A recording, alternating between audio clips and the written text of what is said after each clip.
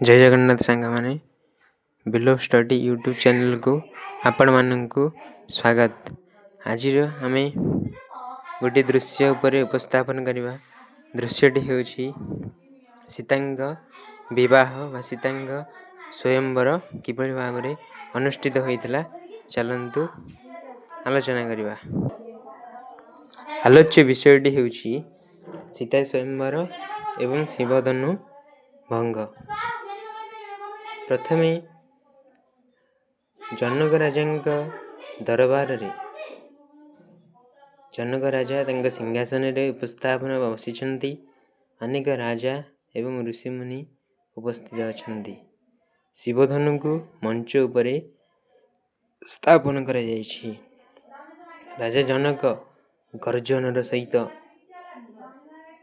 कहउछंती ए शिवधनु जे योद्धा उठाई मोड़ी परिबे से मोर कन्या सीतांग स्वामी हेबे। यह सुनी अनेक राजा प्रयास करिछंती। किछि सुरवीर राजा जनक पर जणे आसी धनु उठाइबा को चेष्टा करंती किंतु विफल होंती। राजा किंतु पुणी थर आदेश दियंती एही धनु उठाइबा आवश्यक। परे सब राजांग विफलता परे रघुवीर रामचंद्र प्रभु श्री रामचंद्र प्रवेश करंती लक्ष्मण सहित। लक्ष्मण अत्यंत गर्वित होई देखुछंती निजर भाई प्रभु रामचंद्र को। जेतेबेले रामचंद्र सत्साहसर सहित शिवधनु को मोड़ी भांगी देइछंती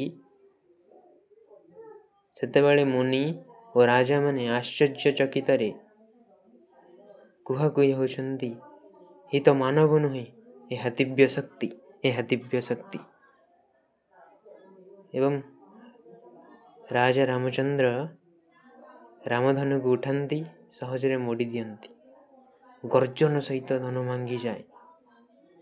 समस्ते चमकृत हो जाती। राजा जनक अत्यंत प्रसन्न होई कहंती मोर सीतांग पई एही जगत श्रेष्ठ योग्यपति आज मिलीगले। परे सीतांग भव्य मंगलमाला पिंधाइबाकु आसिछंती प्रभु रामचंद्र को। सीता हसी हसी लज्जित होई रामंग गलारे माला पिंधाई दियंती। समस्ते जयध्वनि करंती। समस्ते राजा और मुनि माने उच्च स्वर रे जयध्वनि करंती जय श्री राम जय श्री राम जय श्री राम जय श्री राम जय श्री राम जय श्री राम। आज उपस्थापन को एठी रखिबा।